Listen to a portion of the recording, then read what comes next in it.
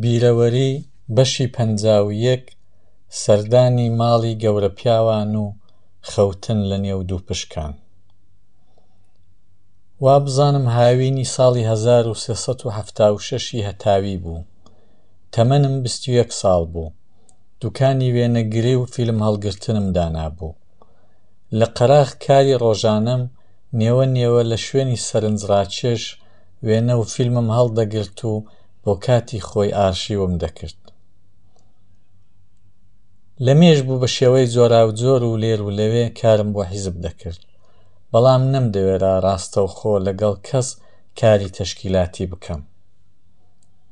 لە ڕادەبەدەر خۆپارێز و هەڵبەت ترسەنۆک بووم، بەڵام حەزیشم لە بەدفەڕی هەبوو. هەڕەتی لاویم بوو و تەنیا کارکردن و پارە پەیداکردن تێری نەدەکردم. ئیشتیام لە چەلەنج و کێشە بوو. بەڕواڵەت ئەوەندە هێمن و سادە و جێژ دیار بووم کەس فکری بۆ نەدەچوو. لەگەڵ حاجی هاوڕێم بڕیارماندا بۆ یەکەم جار سەردانی حیزبی دموکرات بکەین. ئەو هەموو ساڵێ یەک دوو جار دەچوو. دەکرێت بڵێم کاک حاجی بە بابی من دەشیا، بەڵام کوردایەتی ئێمەی کردبوو بە هاوڕێ. بەڕێکەوت بووین بە هاوڕێ. ئەو خەڵکی دەڤەری شنۆ نەبوو، لە گوندێکی گەورە لە ناوچەیەکی دەوروبەری شنۆ دەژیا. ئێستاش نازانم چۆن بوو متمانەی پێکردم و لەگەڵ خۆی بردمی. بەر لە سەفەرەکە بەردەوام بیرم لەوە دەکردەوە چی بکەم نەناسرێمەوە. ئاخر هەر تک دەست و لایەکی دەم و چاوم وا سووتابوو کە لە 500 میتری ڕاجوان دەناسرامەوە. لەوەش دڵنیا بووم پێشمەرگەکانی کۆمیتەی شنۆ هەمویان دەمناسنەوە و ئەوەش ڕیسکێکی زۆر گەورە بوو. بۆ ئەو مەبەستە لە پشتێندە تۆڕەکەی بابم کە هاوینان بۆ لە پشت بەستن نەبێ دەیان کاری دیکەی پێدەکرد، چەند میترم کڕی و وەک پشتێند لە خۆم بەست. دەمویست لە کاتی پێویستدا لە سەر و چاوی هاڵێنم بەشک و نەناسرێمەوە. ئەو فیلمانەی بە باشم زانی هەڵم گرتن و لەگەڵ کاک حاجی بەرەو سەردەشت وەڕێکەوتین.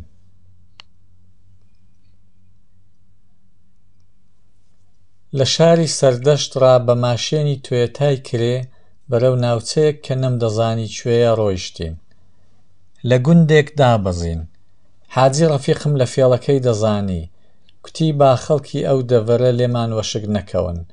لەو گوندەڕا هەتا گوندی مەبەست لەسەر سنووری نێوان کوردستانی باشوور و ڕۆژهەڵات بۆ ماوەیەکی زۆر بە پێیان ڕۆیشتین. مەودایەکە زۆر دوور و ئاستەم و شاخاوی بوو، بەڵام جوان و دڵڕفێن و کراوە. لەو بەینەدا بەردەوام بەسەر میوەی جۆراوجۆری کێویدا دەکەوتین و بەشی خۆمان دەخوارد. تەمەنی حاجی ئیزنی زۆر خواردنی پێ نەدەدا، بەڵام من هەتا ڕینگەم لێ دەهات دەمخوارد. لە ڕاستیدا دەکرێ بڵێم ئەو ناوچەیەی ئێمە پێیدا دەڕۆیشتین بەهەشتێکە هەر نەبێتەوە. ئەگەر کوردستان ڕزگار بێ هەر ئەوەندە پانتاییە بەسە بۆ ئەوەی گەشتیاری وڵاتانی ساردی ئوروپایی بچێشینە وڵاتی خۆمان و بە داهاتەکەی بەڕێچین. نازانم ناوی ئەو ناوچەیە چییە، بەڵام هەر کەس خەڵکی وێ بێ دەبێ بە فیزەوە بڵێ من لەدایک بووی ئەو دەڤەرەم.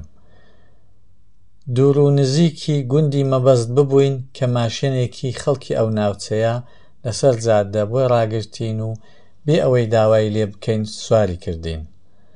باش بوو دەهانامان هات، دەنا دەکەوتینە شەوێ و هەروەها کاک حاجیش توانای ڕێپێوانی نەمابوو. وردە وردە ڕۆژ ئاوا دەبوو. کاک حاجی کوتی ئێرە گوندی بێتووشە.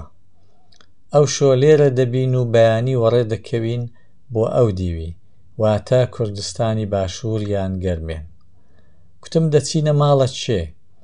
ئەدی ئەو ماڵە جێگای متمانن؟ کوتی ڕوو لە ماڵێک دەکەین و دەڵێن ڕێبوارین. بەگشتی خەڵکی ئەو دەڤەرە جێی متمانن.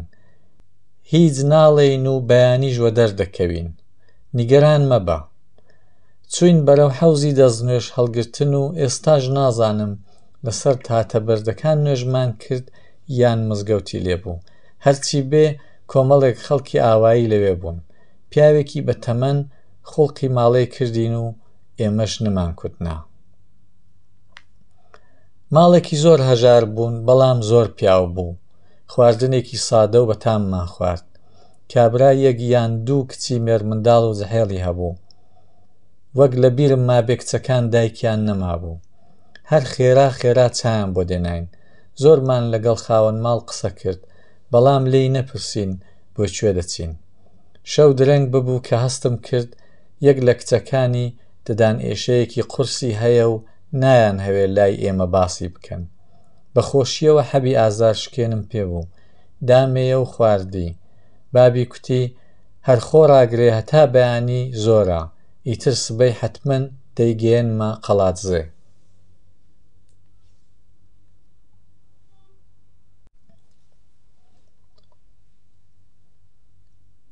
ئەو ڕستەیە ئەوەندە بۆ من سەرنجڕاکێش بوو نەبێتەوە. تەواو سەرم سوڕما بوو. چاوەڕوان بووم بڵێ دەیبەمە ددانسازی سەردەشتێ. خۆم پێڕانەوەستا و هەر ئەو پرسیارەشم لێ کرد و لە وەڵامدا کوتی جاخۆ قەڵاتزێ نزیکترە. ئیتر ئەو کات گەورەترین دەستکەوتی ژیانم کە ئەویش لە ڕێگای حیزبایەتی و کوردایەتیدا بوو وەدەستهێنا.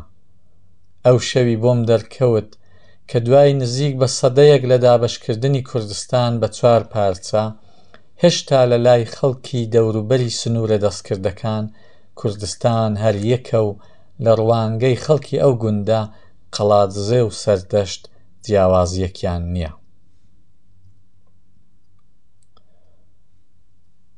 حاجی هاوڕێم کوتی باسی هیچ مەکە، بەیانی ئێمەش لەگەڵ ئەوان وەڕێ دەکەوین. نەمکوت سەبرت هەبێ کارەکان بۆ خۆیان ڕێک دەکەون. جێوبانیان ڕاخست و چرایان کوژاندەوە. زۆری خایاند هەتا خەوم لێکەوت. ترس و سترێسی ڕێگای قاچاغ و بۆ یەکەم جار سەردانی حیزبی دموکرات و تاسەی دیداری تەیرەکانی گەرمێن و ڕێبەرانی ئاشکرای بزوتنەوەی کورد و هەروەها هاتوچۆی چیژی خاوەن ماڵ بۆ حەوشە و ئازاری ددانی و دەنجی بۆق و گیانلەبەرانی حەوشەی خاوەن ماڵ کە لە نێو ڕزێک هەڵکەوتبوو ناندەهێش خەوم لێکەوێ و دەکرێ بڵێم لای بەیانی خەوم لێکەوت.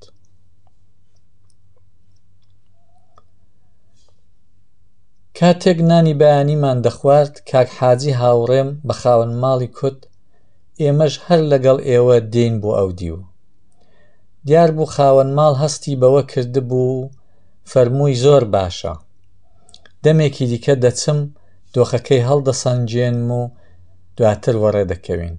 لەبەر ئێوە بە خوارەوەی پایەگای پاسداراندا دەڕۆین با تووشی کێشەی نەبین. ئەو لێی سوور و حەیام بوو ئێمە کاری سیاسی دەکەین. دەنا دەیتوانی بە ئاشکرا و بەبەر چاوی سەربازی کۆماری ئیسلامیدا بڕوا و خۆی تووشی کوێرە ڕێیان نەکا. ئێمەش شتە مەترسیدارەکانمان دانە دەست کچی خاوەن ماڵ و لای سەعادەی بەیانی بە دۆڵێکیدا وەڕێ کەوتین. مام کوردنژاد ئیبراهیمی، فینلاند.